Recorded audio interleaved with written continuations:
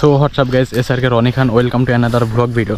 তো right now আমি একটি দারুণ সীমান্তে দাঁড়িয়ে আছি আর কি। এটি হচ্ছে বুড়িপোটা, মেহেরপুর জেলায় অবস্থিত আর কি।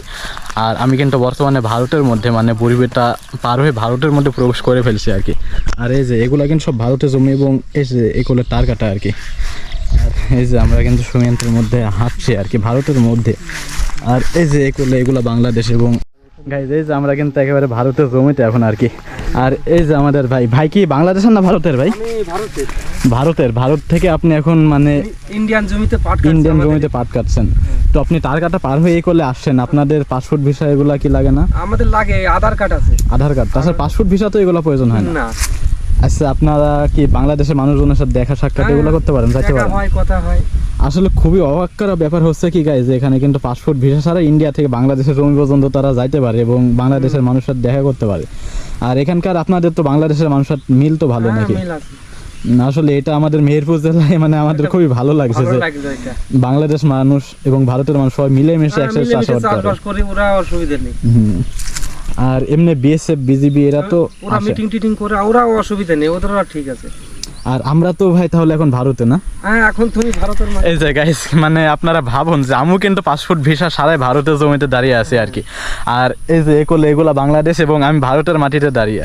আর এখান থেকে টার্গাটা তো ভাই সামনে, এই যে এগুলা নাকি অল্প একটু পরে, এই যে এখানে টার্গাটা আর কি। তো যাই হোক, ভাইয়ের সাথে কথা বলে ভালো লাগলো। আর আমরা এখন সামনে যাই। তো ভাই ভালো থাকেন। হ্যাঁ ঠিক আছে। আচ্ছা, আবার আসবা। আচ্ছা ঠিক আছে ভাই। আচ্ছা, ওই মোবাইলে ছাড়লে কি দেখা যাবে তো আমাদের নেটে? হ্যাঁ হ্যাঁ অবশ্যই। ঠিক আছে, ভালো করে ছাড়বা। আচ্ছা, দেখতে পাবো। এই যে গাইজ আমরা কিন্তু একটি ভাইয়ের সাথে কথা বললাম, তিনি কিন্তু ভারতের মানুষ আর কি। আর আমরাও কিন্তু পাসপোর্ট ভিসা ছাড়াই ভারতে হেঁটে বেড়াচ্ছি। আসলে ব্যাপারটা ভাবুন আর কি, মানে আমরা পাসপোর্ট ভিসা ছাড়াই চলে আসছি ভারতের মধ্যে। আর এই যে এই কলেজে আবার বাড়িঘরগুলো দেখতে পাচ্ছেন গাছপালার ও পাশে, ওগুলা কিন্তু আবার বাংলাদেশের জমি এবং বাংলাদেশের একবার শেষের বাড়িঘর। আর এগুলা সব কিন্তু ভারত আর কি। আর এই যে আমরা কিন্তু ভারতের মাটিতে হাঁটছি আর কি। আর এই যে কিছু দূর গেলে কিন্তু তার কাটা আর কি। আর তার কাটার পরে একবারে ভারতের শুরু। আর ওপাশে হচ্ছে ভারতের নদিয়া জেলা, আর এটি হচ্ছে বাংলাদেশের মেহেরপুর। ভাই ভালো আছেন? ভাই কি ভারতের নাকি? আচ্ছা আচ্ছা,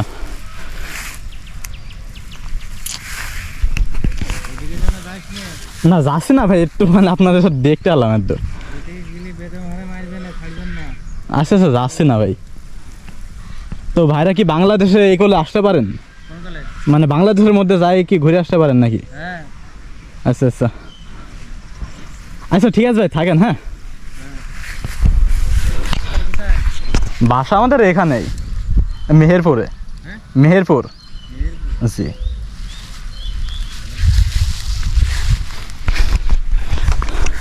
এই যে গাইজ মানে আমরা যেহেতু ভারতের মধ্যে আসি, সেহেতু কিন্তু আমরা খুবই রিস্কের মধ্যে আছি।